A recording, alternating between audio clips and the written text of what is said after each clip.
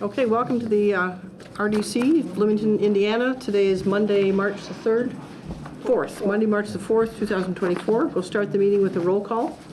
Deborah Meyerson here. Freddie Cassidy here. Sue Scamilleri here. John West here. Deb Hutton here. Staff present. Anna Hansen here. Christina Finley, Hand Department. Barry Allen, Legal Department. Anyone online, staff? Shane Cooper Smith, ESD. Thank you. Thanks. Sorry about that. Anyone online?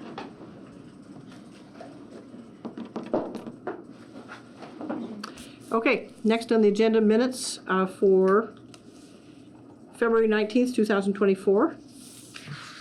Any questions or comments from the commissioners? If not, I will entertain a motion. Would this be a motion as corrected? Or Corrected with policy? Mhm. Yes. I'll move approval to the minutes as corrected. Second. I have a first and second. All in favor say aye. Aye. Aye. Passes unanimously. The next item is examination of claims. March the 1st, 2024 for $160,686.67.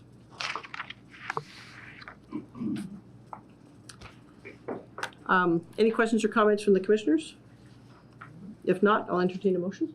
Randy Cassidy, I'll make a motion to approve as presented. Deborah Meyerson, I'll second. I have a first and second. All in favor say aye. Aye. Aye. All passes unanimously. Next item is payroll register for February 23rd, 2024 for $35,324.18. Any questions or comments from the commissioners? And if not, I will entertain a motion. Move for approval. Second. I have a first and second. All in favor say aye. Aye. Aye. Passes unanimously. Report of officers. Is there a director's report? No director's report today, but happy to answer any questions. Thank you, Anna. Is there a legal report? Just briefly, Madam President, we've had a request to add a resolution to the agenda, Resolution 2427, which is a right of entry for access to the 4th Street garage for 2 artists. And if the commission is amenable to that, we would add it to the agenda this evening at the end of the current agenda. Can we just say sure? Unless somebody objects, yeah, sure. Any objections?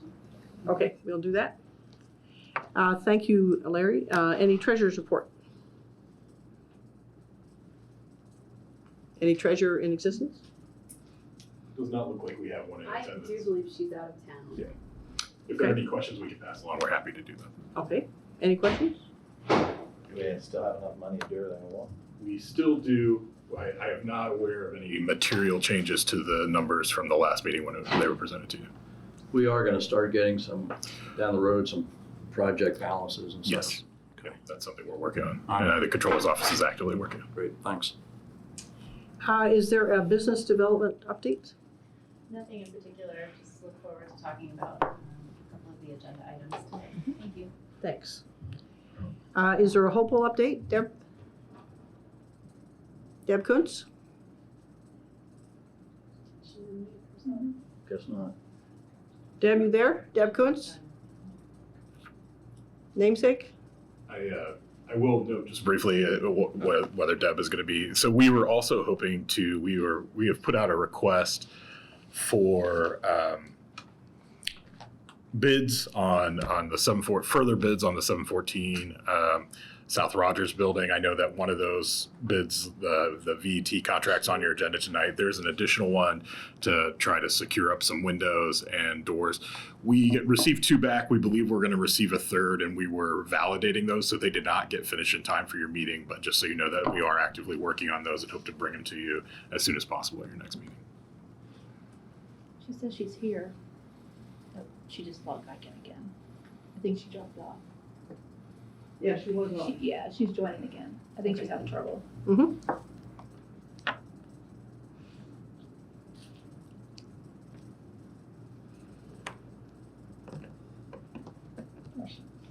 You may try again. Mm-hmm. Deb Kuntz, are you there? We may. What's in chat? Is she talking in the chat there? Yeah, I responded to her. Hold on. I hit the security tab and then We could come back to Hopewell. We do have a trades district presentation, so if you all would like Sure. to come Why back don't to we do that? Hopewell as Dan, as if you we can work hear on us, that. we're going to come back to you after the Trades District and John, okay? We'll have the Trades District, the Hopewell update, no, we'll have the Trades District update with John Fernandez. Thanks. John. So let me set this up with just a little bit of context before. I did send out some materials that we'll go through, but just to level set everything. If you remember, it was back in 2021 when the Redevelopment Commission, the BEDC and the city applied for a grant to build a new building, what was then called the Tech Center. That was in $3.5 million grant from the Economic Development Administration. At the time that the grant was submitted, it was envisioned that there would be a new nonprofit entity that would be created to manage and to build and to manage the facility, create programming, all those kinds of things. That was the Trades District Technology Group, Inc. If you fast forward, we went through the pandemic, things got kind of slowed down, a little bit delayed. The city had a lot on its plate, and it also gave them time to think about what was going to be the best structure going forward. So in 2022, the previous administration started having some conversations with Pat East at the mill and some other stakeholders, and really gravitated around this concept of having the mill step into what was previously envisioned as a new nonprofit to take on the facilities management, programming, et cetera, for this new building. They had the operating staff, they had the track record with doing programs to support early stage companies, et cetera. So in January of 2023, the Redevelopment Commission entered into a partnership agreement with the Dimension Mill. And that agreement really had three components to it. One was for the mill to take the lead on coordinating and getting the new building built, and then actually managing the facility and everything that entails in terms of marketing, leasing, and programming. That agreement also envisioned the Trades District development responsibility being taken on by the mill as well. So that we'd have a group that would be just completely focused like a laser on getting the rest of the properties developed, consistent with the city's vision for that site. And then there was a third piece, was just to become much more involved in building out this larger ecosystem for technology-based, innovation-based economic development. And that's kind of the whole corridor concept. Working, of course, with the BDC and Indiana University Crane and all of our other stakeholders. So that's what we've been doing for the last year. So if you want to pull up that deck, is it on here somewhere, or people have it? We got it. We also have. You'll have it here. Sure. It's in today's packet. Can you share? Page 15. Sorry about I that. don't have it, I think. I just want to give a little context before we jump into what we've been doing for the last year. But I'll start by I always like to remind people what the vision is here, and it's really a 12-acre urban site that is envisioned as a very vibrant live, work, play kind of neighborhood. One where people will come there, stay there, hang out there, and do a lot of interesting things to move our economy forward.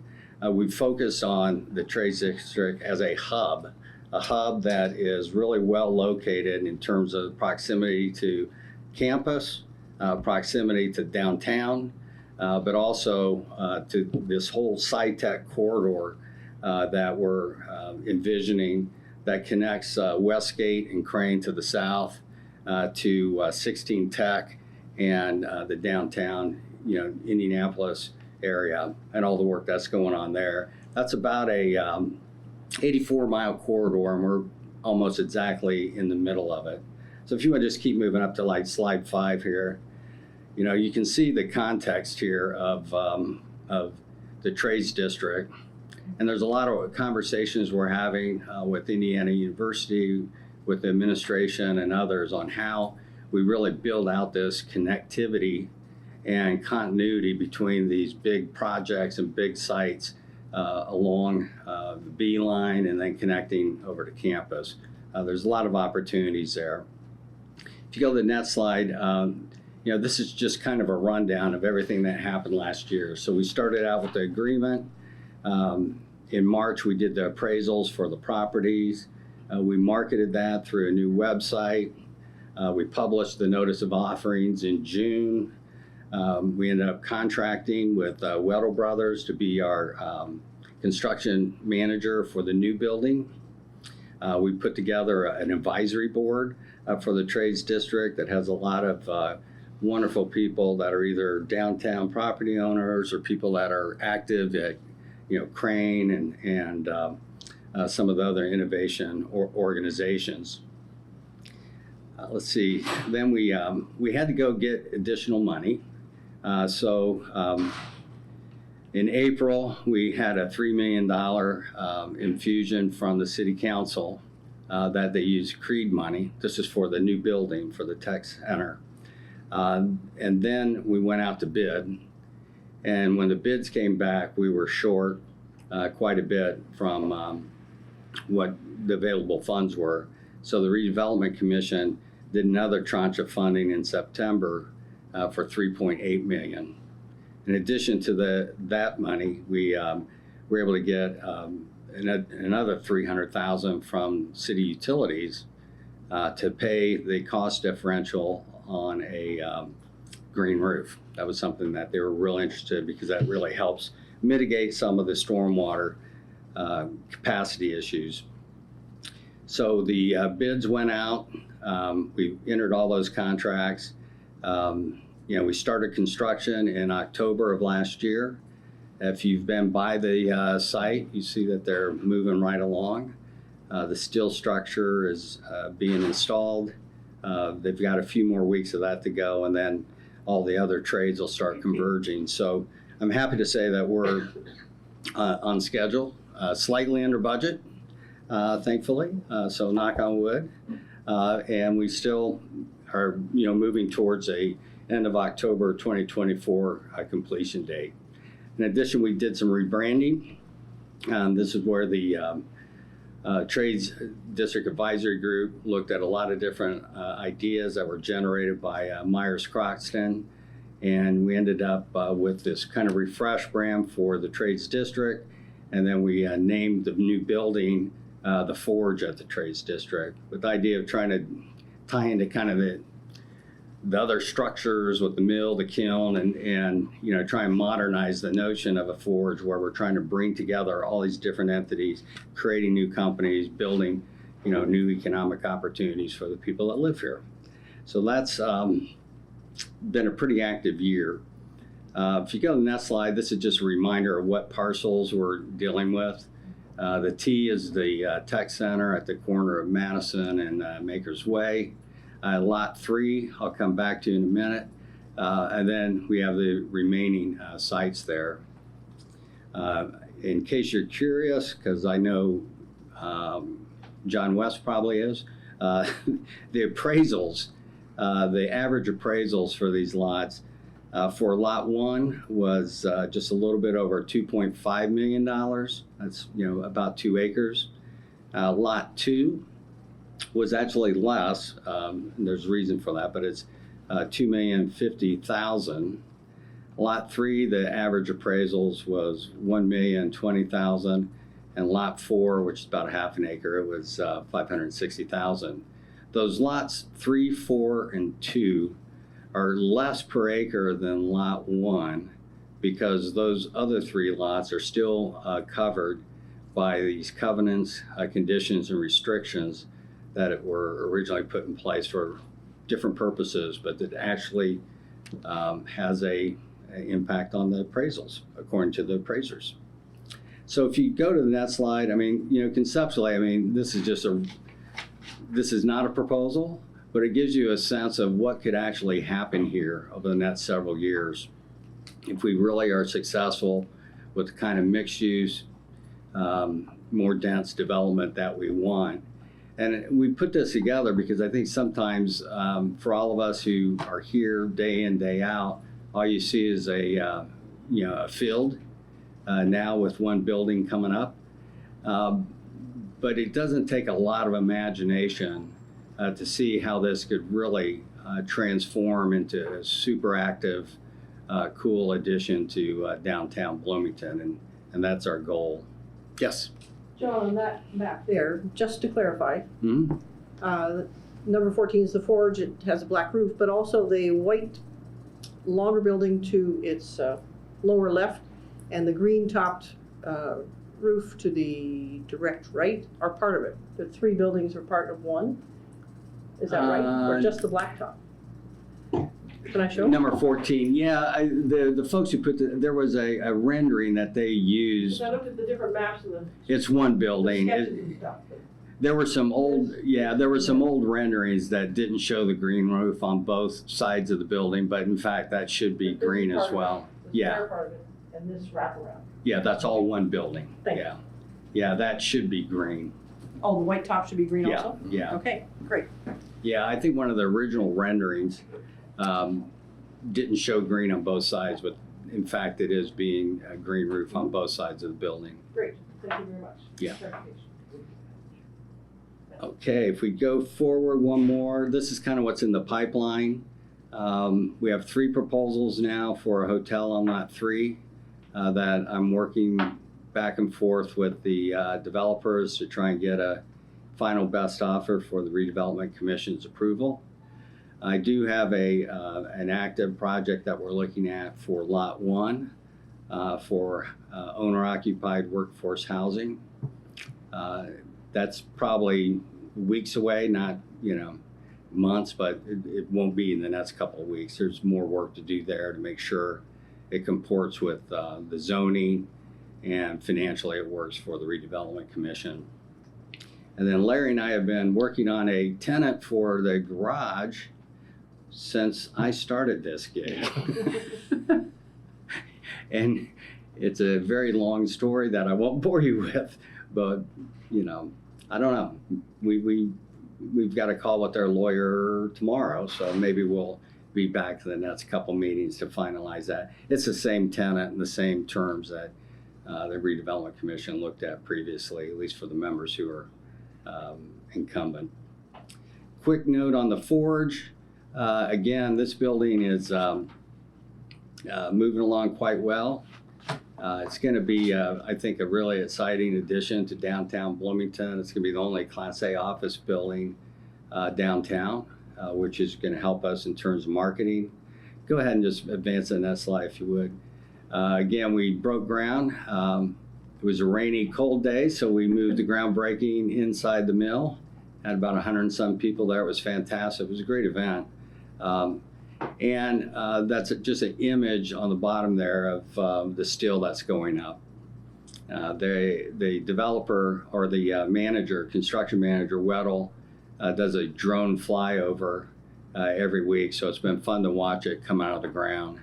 And as they get a little bit further into the building, there's some very interesting stuff we're going to be able to do with that film to really show how the building's taking shape, but we need a little bit more material to work with. So we've got the marketing going on. We haven't pushed really hard yet. We did a lot of planning, but until we broke ground, we weren't going to get super aggressive, but now we are. Go to the next slide. We've got 3 good prospects right now that we're chasing for the building that are all 3 defense tech companies. We got 1 venture organization in the pipeline, and that's before we started doing a real active marketing. And for the incumbent members, as you recall, when we did the last tranche of funding, we committed to try and obtain even additional grant funding to kind of offset that last $3.8 million, and we took that seriously, and we're still pursuing additional funding opportunities to try and bring down the city's capital investment. So that's the quick overview. Here's some. We still have a lot of work to do. So the facilities management agreement, which was envisioned in the partnership agreement, we're in process on. I want to come back and talk about the covenants and restrictions. The lease I mentioned. We'll have to approve a model lease for the EDA. That's not controversial. It's just something we need to do to start releasing some of those federal funds. And then, we're working on some of these other incentive packages and grant applications. So with that, I would be happy to answer any questions. Commissioners? Yeah. Thank you for the presentation. Lots of exciting stuff going on. Going back to the 2-acre lot, the lot 1 that you had in mind for workforce housing, Yeah. you said owner occupied? Yes. Hooray. Is there anything more you can share about what's being considered there? Is it multifamily or single family, or I'm assuming? It's a single family attached. So Okay. think urban brownstones. Got it. Okay. Great. Thank you. John, you mentioned covenants. Yeah. Is there, I don't really need to know what they are, but are there covenants there that's gonna create a slow sale or difficult sales or difficult to recruit? The buyers? biggest challenge with the covenants is that they don't fully align with the vision for the project. Oh. Because those covenants say that 80% of all the square footage developed within the district is office space. And that's just not market. And it doesn't really fit with, but at the time that those were created, a lot of that was driven by the proposal from TASIS. And they were doing their North American headquarters, and they were looking for that kind of development. Well, when that deal went away and people were more focused on this kind of mixed use, kind of urban neighborhood, those covenants were never repealed. So they are an impediment that we need to remove. Unless you broaden the definition of office. Yeah, my house is an office now, right? Remote working. What's the necessary process that we need to go through to help make that? The redevelopment commission just needs to adopt a resolution. There's a trick bag in it, so we'll talk about it later. But if you recall, Randy, there's the whole issue around the underground stormwater. Because I think no one had an issue with repealing the covenants as related and just say, look, let's use the zoning. The zoning's perfectly on point with the vision for the trades district, under the UDO. It's just we got hung up on the stormwater ownership and maintenance. When we were talking about the grant situation, have grants been applied for? Mhm. And we've got a timeline to work with that to see if it is received or not? Yeah, end of probably July. Sometime, But that's just one. I mean, there's multiple sources that we can continue to pursue. which will help repay or be able to be utilized to help enhance the area as a whole, as in stormwater? Yeah, both. Both. Okay, thank you. Okay, thanks. Thank you very much. Great report. Deb Kuntz, are you ready and able to do a Hopewell update? Yes, I am. Great. Technical difficulties, but we're here now. Great, sorry about that. Not a problem. We thought we were over all those things. So just a couple of quick updates. One is if you have not yet driven by Hopewell South, just south of First Street there is active demolition going on. They started with the powerhouse building and demolition continues. So that's exciting to see those things come down, and many thanks to Larry for talking about the 714 building and what's happening there. So that will go on for several more weeks, a couple months here. It's gonna take them to get all of the buildings down to grade, with the exception obviously of the 714. And then 615 West First, it's going through its normal processes through HPC, and so that's being handled through others. The core building, just to remind everyone that the core development team is in the design phase. They are in the, actually they're gonna be again at the building tomorrow, so thanks to JD and his team for allowing them to continue to get in that building. We are in the process of, thanks to Anna's leadership, going through the HUD review and an IDM review that's necessary for the federal funding. So in the coming month or so, we will be bringing some recommended contracts to the RDC in relationship to the property transfer to the BHA as well as the final development deal. Ultimately, if all goes as planned, with the goal of starting construction yet this summer on that building.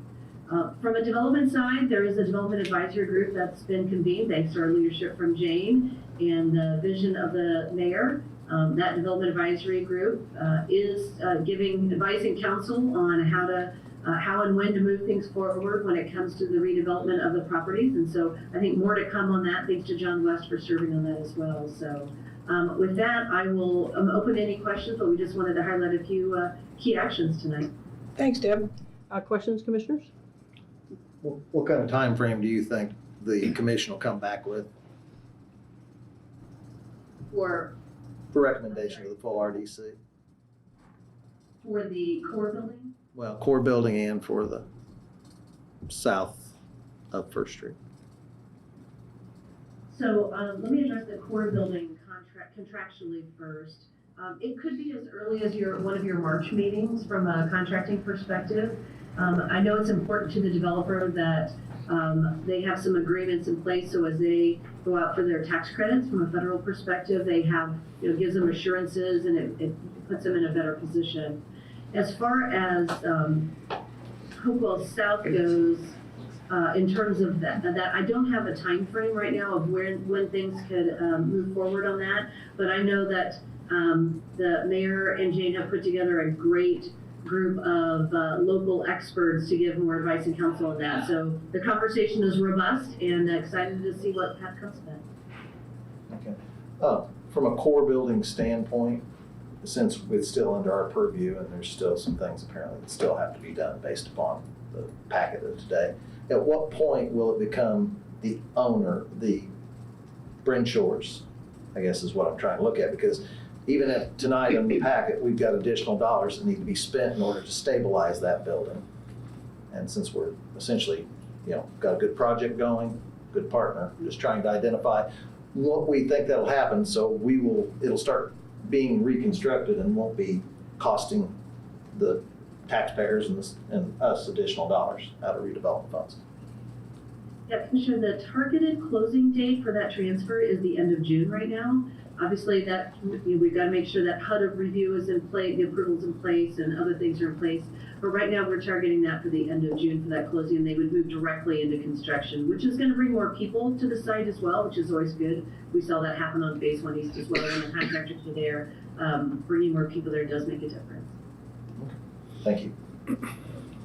I was interested in the development advisory group and how it kind of intersects or interacts with U3 and with CBCI. So in terms of, great question. So U3 is still an advisor to the RDC and to the city. That hasn't changed. They are still giving advice and counsel for that. The local advisor is just that, right? This has to do with what's happening locally. And this was part of the commitment of the mayor to make sure that there is increased transparency and input on big decisions that were happening in the city. And so we're seeing that come to fruition. That's not changing the other advice and counsel that has been provided from a national level or regional perspective in that connection to developers. So CBCI we're probably in a holding pattern right now with CBCI until we look at where the development advisory group input comes. And so I think there's more to come on that. So to clarify and take over from Deborah's question, or extend it, is the new advisory group really advisory to the mayor?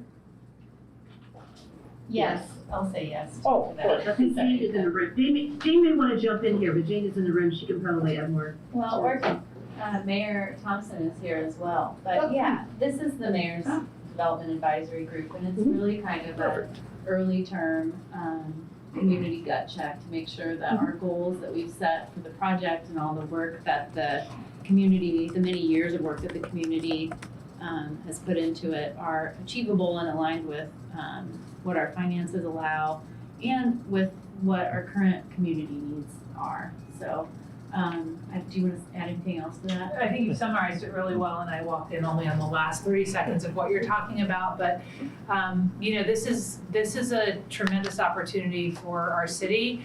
And before we start digging footers and foundations for residences, we want to make sure we're hitting the targets that that this was outlined to hit, which is attainable housing for people who work here, and construction is extraordinarily expensive, and so we need to look critically at how this is happening and what requirements we have to see if we can really hit those targets, and what we can leverage to do so.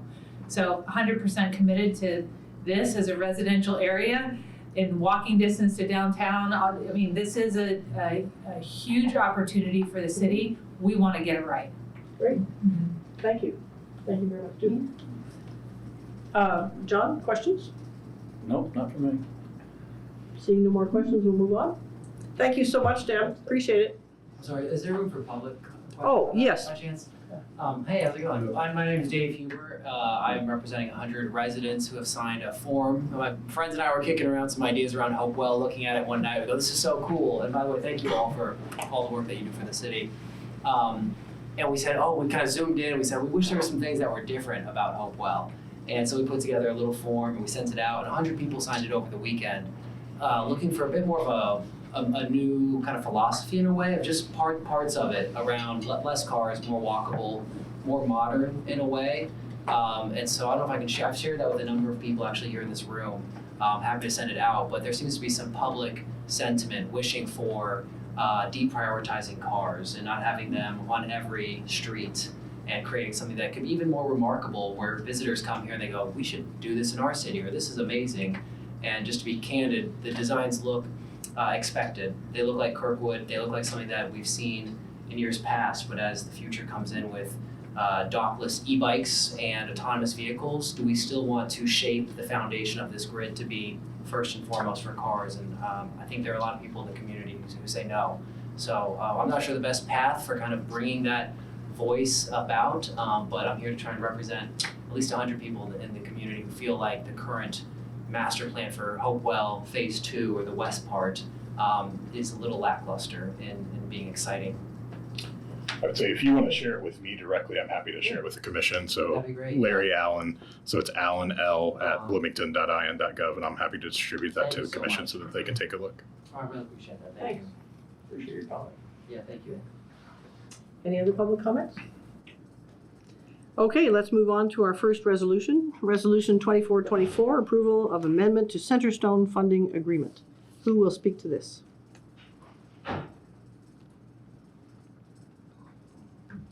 Hello, Matt Swain with Han. So the amendment to this agreement is they received money in 2023 and also again in 2024. It was a continuation of the same project. Since the project was slightly delayed and the funding basically come together, we decided to add the funding to the previous year amendment so that they could do the whole project at once and not have a start-stop point in it. So really the only reason for the amendment. Happy to answer any questions. I was on the Physical Improvements Committee, Citizen Action Committee, to go through both of those choices, 23, 24. They just couldn't do the 23 one as a half. It would get too expensive. So the only way they can do it is with the two together. Makes good sense. So backing up what Matt said. Questions from commissioners? So, question, Ben. Mm. Okay, is this is basically a life safety support system that has to be repaired?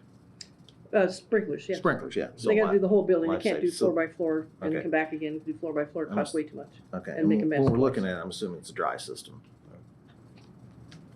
Given the I'm not cost. sure about this, Okay. what the system is, but yeah. Okay, It's the reason entire I'm building. asking, it's been inspected, it's got a problem. We didn't have enough money to do it in the beginning. They come through Well, with we the gave them CB some money, but then came prices back, skyrocketed and they couldn't possibly do it. So then they can now with two With CBD Centerstone. grants. and it's Centerstone we're dealing with. Yeah. But the physical structure of the building itself is a county building. Yeah. And you can't do room by room, you can't do floor by floor. Right. They need to do the Well, project for the building. The only question I'm asking, it's CBDG. CDBG. Thank you. Okay. And I'm not 100% sure how that works, but since it's a county-owned building, do we need to ask anybody in the county? I'm just asking that. Well, it's our money to give, I know. not Matt. It would be pursuant to the agreement that Centerstone has with the county. So Yeah. assuming that they have a lease, I haven't reviewed it myself, Commissioner Cassidy, but that's something we can certainly look into and make Just- sure. The reason I ask that is we're paying to do a physical improvement for life safety, which has to be done. It's a structure and such, but it is owned by the county, so I was just curious in regards to how that functionality would occur. My understanding is they do the upkeep and upgrades for the building. We've done multiple projects at this location before in previous years. Okay, thank you. To that point, Larry, it'd be interesting to look at that lease just to see what the capital improvements requirement is, to see whether it's really the tenant's or somebody else's, because this gets left with the building. It's not gonna really be, granted back to us, so I'm happy to dig into that. just curious. It might be interesting to know. And what the term of their lease is. I think it's long term, but yeah, we'll pull that up and I'll have it Just for so the next meeting. The amortization works out. Just to clarify a point, that this is federal grant money. It doesn't come from the RDC. We just pass the agreements through for approval. So it's federal grant money that pays for it. Yeah, I understand that, but it's money that they're certainly well deserve it. I'm not trying to find a way not to do it, but I just think it's questions that should be asked, because it's money that could be used somewhere else if it wasn't sent to them, so.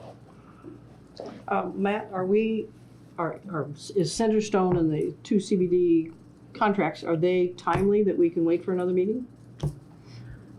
They're looking to start immediately to get everything As soon as they get it done. Yeah. So We gotta move on it today. Well, and I have to say, our Bloomington citizens benefit greatly in the constant near term. And just to comment on that, Deb, we want to make sure that there's no potential possibility of water intrusion. More, yeah. Are there any comments from the public? Seeing none, do I have, entertain a motion from a commissioner? I'll make a motion to approve as presented. Second. All in favor, say aye. Aye. Pass unanimously. And thank you. That Thanks, said, Matt. Larry, I'd still be interested. We still like it. Resolution 2425, approval of contract with the VET or VET Environmental to remediate water intrusion at 714 South Rogers Street. Who will speak to this? I'm more than happy to talk about it. Larry, did you want to? No, go for it. Okay. So I think that we did discuss previously that this building had some moisture intrusion issues, not once but twice. Right now with the warm weather, we are catapulting towards mold growth and breeding grounds. So we need to get the building cleaned up. As far as the future of the building, I think it's still too early to decide what will happen there, but the consequence of not moving forward with this is catastrophic. So I think we'll be looking at a lot more investment in the future if we don't take care of it now. I will say that this is a Band-Aid. So what they'll do is try to clean up the moisture intrusion as much as possible. They'll remove the drywall up to where the water line is, and then they will also remove, so one of the things that happened was that the elevator shaft got flooded as well, so there's hydraulic fluid loose in there, so we need to get that cleaned up. They're also going to remove some ceiling tiles as well to help air out the building. I will say that there is no heat on in the building right now, so we don't have that as a mechanism to help remove humidity from the air. So this is a temporary Band-Aid for the moment while we try to consider the future use of the site. Can I add a couple? Yes. Thanks, Anna. We also believe, even though the building has suffered some significant damage, that it's worth more as a property that belongs to the RDC with the building intact and in place.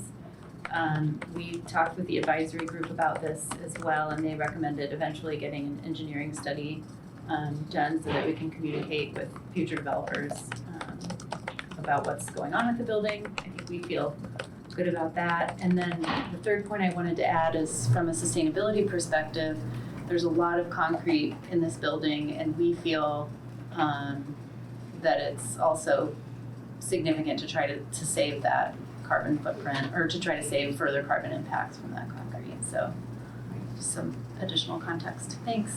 Thanks. Questions from commissioners? I have a question. For a second.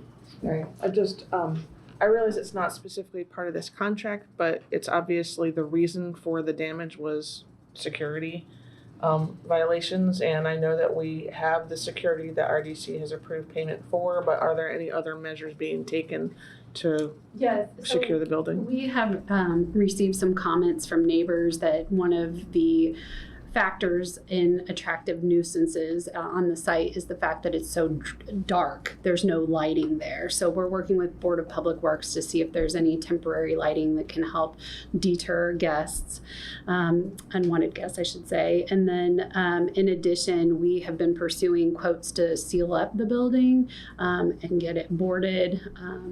So I think we had some bidders that were unresponsive. So we're trying to go through the procurement process at the moment. Other questions?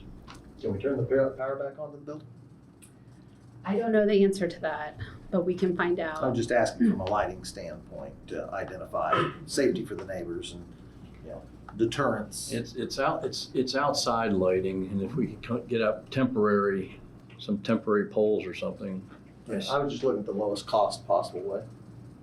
Well, I didn't know. That's probably the lowest cost. I didn't know if I'm not sure turning that building back on is going to be the lowest cost. I don't know. I mean, I'm just.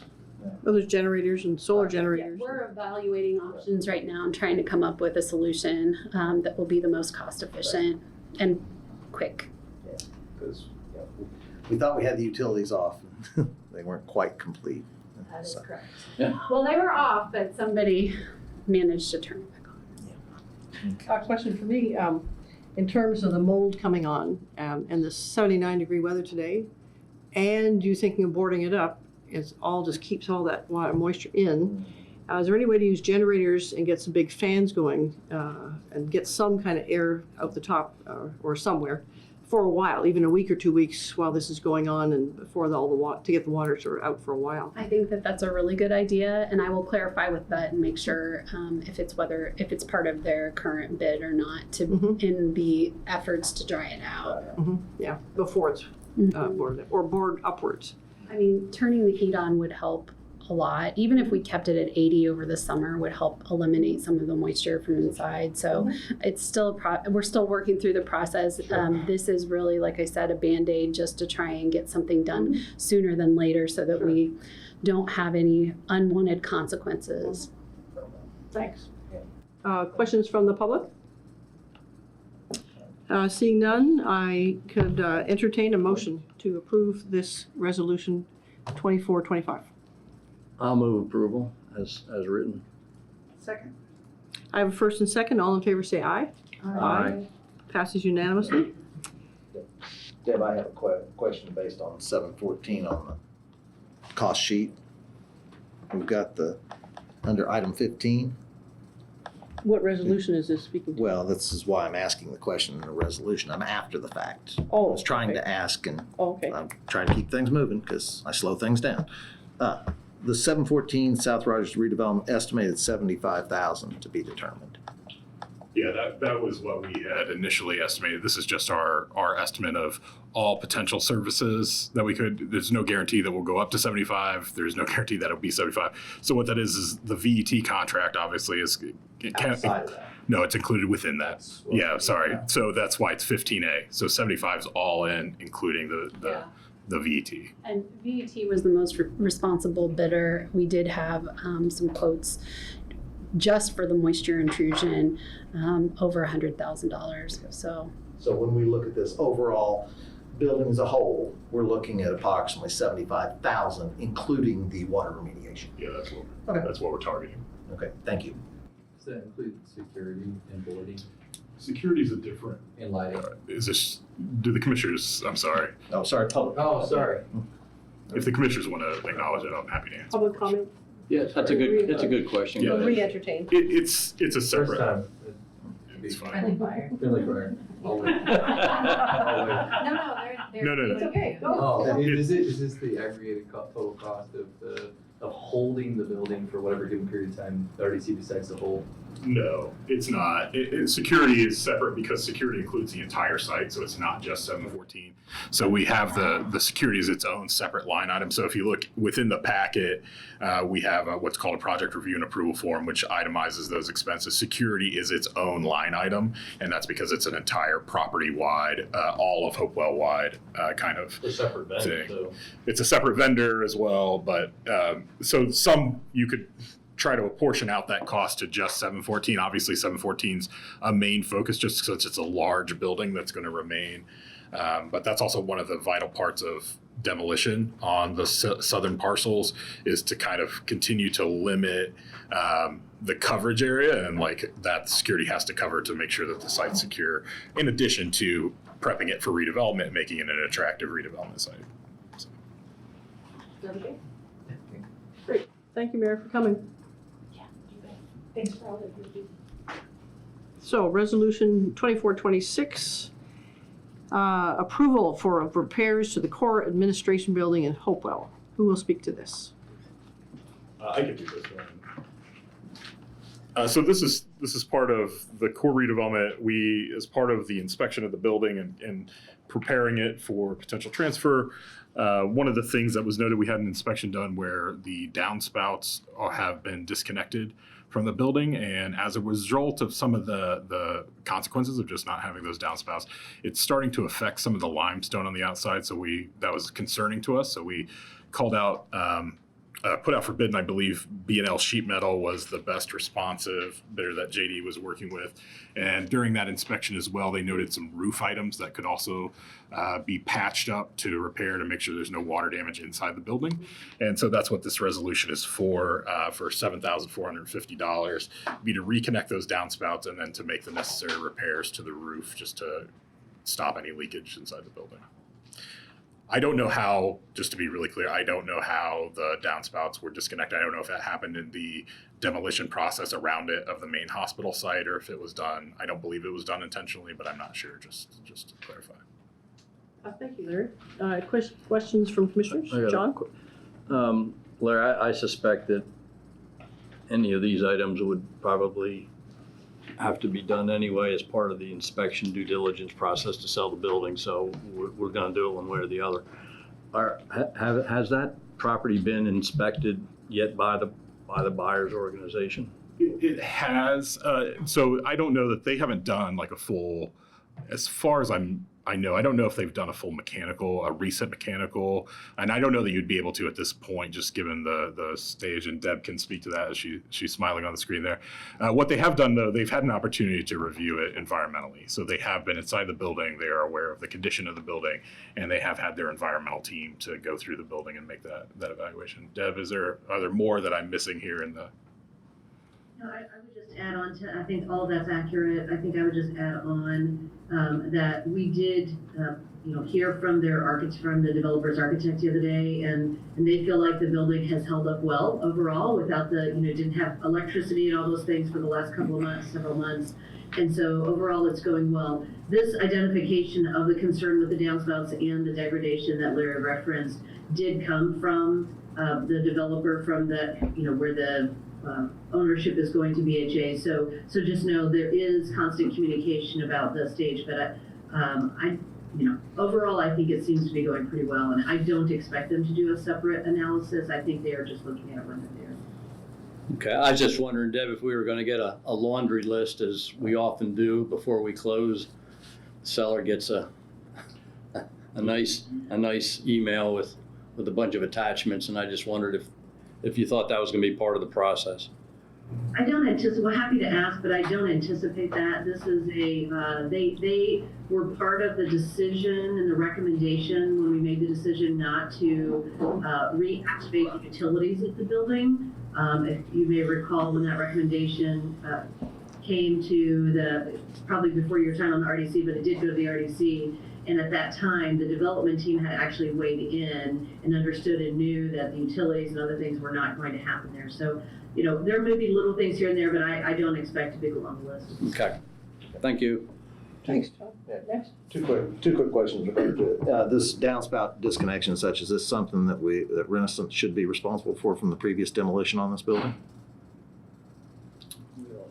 We I know. I'm just yeah, asking a question. Yeah, I don't know if it was them. And at this point, I think had this been pre-closing with IU Health, that probably would have been a more likely, because we would have, from our standpoint, our relationships with IU Health, not Renaissance, which had the contract with IU Health. So for closed, it's done. Yeah, it's pretty done at this point. But. Okay. And then High winds could have done it with rusting out of screws and stuff. High winds. Well, we'd see that stuff laying around. Yeah, it's okay. I mean, But that's a good question. I didn't think about that. Who knows? Renaissance contract was Bloomington Hospital. We closed off Bloomington Hospital. Once that was done, we're done. Okay. Then the only other question is, any of these expenses we incur in regards to stabilizing and maintaining, will that be adjusted, as John said, instead of the laundry list about here's the additional expenses that we've added on from any So, purchase costs? Usually what we would do here in terms of this particular deal is this deal is going to be structured as an as-is deal. So I wouldn't expect a long laundry list. Essentially what you're going to get is there is a value in having the historic building. We've been working with them. They've been aware of the condition. So I don't know that we would incur a lot more expenses for any upgrades or anything else to the building. In this case, what we want to be sensitive to the timeline that Deb stated earlier. If we're looking at a June closing and we're in a rainy period, what we just don't want to have happen is any further degradation of the building. So if there was something that comes up in that regard to where we can prevent some sort of waste or degradation of the building, we might bring those expenses back to you and just evaluate them. But short of that, and I don't think that we would entertain a long laundry list, like a kind of a list, like a traditional closing list of things that we're going to upgrade. We don't foresee any, of course, you never know what will occur with Mother Nature, but at this present moment, this is the last little bit that we think prior to get to closing. Not going to. They stumbled on the roof. Yeah. I mean, that was That's a bonus. That could have been a. You make me nervous anytime you say this is the last thing. I just can't. Yeah. All right, thank you. Wishful thinking. Any other commissioners have a comment? Comments from the public or questions? Would you like to try again? Go for one. Okay. Not hearing any comments from the public or seeing any. I'll entertain a motion regarding resolution 2426. Move approval to resolution 2426. Second. Having a first and second, all in favor say aye. Aye. Passed unanimously. We have next resolution 2427. Right of entry for access to the 4th Street garage for artists Emily Zars and Hunter Emin. Who will speak to this? I'll jump in. As some of you may be aware, the city received an arts feasibility study in fall 2022 called the Trahan Arts Feasibility Study. That study called for, or it lifted up as one of the city's arts priorities, the creation of an arts incubator space. And in response to that proposal, Economic and Sustainable Development Assistant Director for the Arts, Holly Warren, budgeted $100,000 to pilot that program this year. And so she has been doing that actively. It's been really well received. The idea is to lift up artists and to facilitate more creation of arts and more vibrant arts culture by supporting studio space. And the partner that was housing, not literally housing, but housing their studio space, these two artists had reclaimed that space. They had a tenant for that space, and so these guys need new studio space, and we believe that the garage would be a great location for them, and that the visibility would be good. Both kind of populating an empty space and also doing it with something that's a pretty engaging activity. So I'd be happy to take questions. Commissioners? I've got several. We don't have are we donating the space or are they paying rent? The idea was a donation at this time since it's empty, but Do we not have a prospective tenant for that space? We don't at the current moment. We had an LOI with a tenant that withdrew at the end of last year. All right. Yeah, I knew the LOI, I just didn't know they withdrew. One of the things I'll note about this particular agreement as well, for the right of entry agreement, there is an ability for the RDC to terminate within 14 days. So if there is an interested tenant that we get in there and that's ready to move in, this would be something that. Okay, so we would keep the space on the market. Yes, correct. This is not considered a formal lease of the space. We're not giving up marketing this. And it terminates May 31st, 2024. So it's pretty Unless we temporary. lease it sooner. Right, Yeah. exactly. So it's only a 2 month, 60 Yeah. day deal. Yeah. How is the term of the agreement determined in terms of why May 31st, and is it renewable? I don't believe that it's renewable, and I don't have the context for that need. I suspect that Holly has a different space lined up for them at that time, and that this is just a stopgap to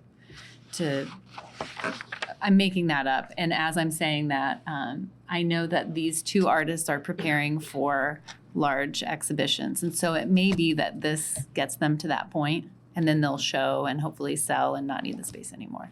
That's the correct answer. We do also have the ability to extend it in writing. So if for some reason there is a circumstance where everybody wants to renew this, then we'd bring this back to you to extend it. So putting in simple language, Holly's using some of her $100,000 targeted for pilot to pay the rent for these two artists for this period of time. I think we weren't Did I say offering to that? pay rent in this situation, but So those are two separate I statements. mentioned the regarding- money to kind of describe ESD's commitment to implementing this program, but we were asking for a handout, but yeah. They're separate. It'd be like a 60-day temporary artist, of which we've done on occasion just for display items Yeah. previously in the same Okay. space. John? Who pays the utilities? We still would pay the utilities for it. We don't have an agreement with them that would be one of the benefits that they get is the utility. And lastly, I see where they want the release of liability. Now, we're not releasing them from liability as an occupant, correct? They are only releasing us from any liability. So for any invitees on the property for their own use of the property, that's a one-way release. It's not mutual. So So if they splatter paint over the entire room, needs a complete repaint job, that doesn't apply to that. I mean, I'm They're worried about Yeah. liability and damage. I don't know that the RDC wants to be responsible for something that happens in their space that evolves around something they did. So I think they need to have liability insurance. And I think it ought to be part of the agreement. And then they need to put the space back into the condition in which they find it when they I think end. that seems reasonable. Yeah, absolutely. I'll make a motion to approve on those conditions. Yeah, I never read this. I didn't have time to, so. Does that fit, Larry? We'll make sure that it fits. Will that work So- for the artist? Absolutely. There's a numbering error anyways into the agreement that we need to correct, so it'll be part of the So to amendments. Randy's motion with these two items, they have to have liability insurance and they have to return it to original conditions, and there's corrections of numbering. We have a motion. Do we have a Second that. Second, John. All in favor, say aye. Aye. Thank you. Yes, thank you. Look forward to seeing the artist. Nice idea. We'll invite Passes you. unanimously. Any general business? I'll just say one, thank you for the idea, and thank you for doing the bookmarks. It just makes it eminently more useful. I forgot the first It time. doesn't matter. It's here and it's wonderful. So thank you, thank you. Any other new business, old business? One. Go ahead, Sue. Yeah. One last question. I don't even know if we're completely involved, but the Atlas lots off of Arlington Street, Arlington? Yeah, and quite frankly, I can't remember if RDC was involved or not, but I know the Summit Hill is. And I just want to give a shout out to those guys that have put 4 houses in. There's 2 because the printer wouldn't do 2. But we now have 4 lower cost residents in a redevelopment area that has been put forth by the city in cooperation with a private developer. And we've got housing started. Where exactly is this? Arlington. Arlington. It's called Arlington Park. It's kind of off of 17th Street. That's 2 of the 4 that have been put in. And my understanding is they have 2 interested parties already. that meet the income requirements. So we're starting to do what we've said we wanted to do long-term. They are manufactured houses, and they are through Summit Hill Land Trust with BHA, so. Oh, okay, BJ. Mhm. How many houses do they plan to have? What is yours, Quite a 46? Yeah, it Yeah. is. It's a large development site. And it's a land, my understanding is it's a land trust, the land will still be continued, but the people will own the property and they will be paying into the tax base and they will be able to have a close proximity community. And this, I think there's set up in thirds, of my understanding, private developer, habitat. And so it's hats off to moving forward in a physical presence. Yeah, thank you. Yeah, thanks, Randy. Other comments? With that, could I have a motion to adjourn? So moved. Thank you, thank you.